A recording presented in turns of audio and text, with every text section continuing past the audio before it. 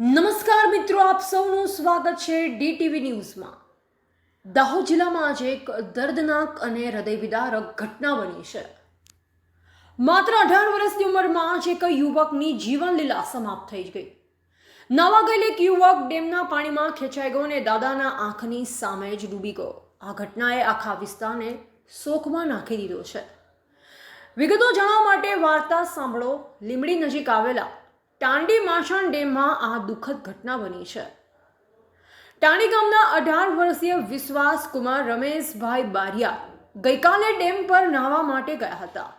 મિત્રો સાથે ડેમના કિનારે ઊભા રહી તેઓ પાણીમાં ઉતર્યા, પરંતુ અચાનક તેઓ પાણીના પ્રવાહમાં ખેંચાઈ ગયા। મિત્રોએ તરત જ બૂમાબૂમ કરી આસપાસના લોકો દોડી આવ્યા।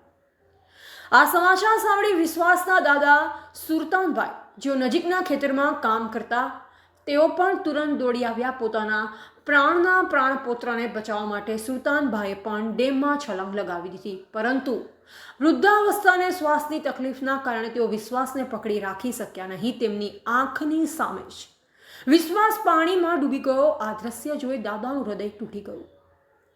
લીંબડી પોલીસને જાણ કરવામાં આવી। પોલીસ અને ફાયર વિભાગની ટીમ તુરંત જ ઘટના સ્થળે પહોંચી। લગભગ 4 કલાકની સતત અને જોરદાર તલાશી બાદ યુવકનો મૃતદેહ મળી આવ્યો।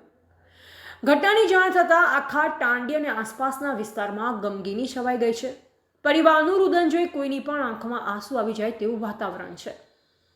આ ઘટના એકવાર પુનઃ યાદ અપાવે છે કે ડેમ, તળાવ અને નદીઓમાં નહાતી વખતે કેટલી સાવધાની રાખવી જોઈએ। ખાસ કરી યુવાનોને અપીલ છે, અજાણ્યા પાણીમાં ન જાઓ, સલામતીના બધા નિયમનું પાલન કરો। ડીટીવી ન્યૂઝ પરિવાર મૃતક વિશ્વાસ બારિયાને શ્રદ્ધાંજલિ અર્પે છે। ભગવાન તેમના પરિવારને આ દુઃખ સહન કરવાની શક્તિ આપે। આ ન્યૂઝ વધુમાં વધુ શેર કરો, જેથી અન્ય યુવાનો સચેત રહી શકે।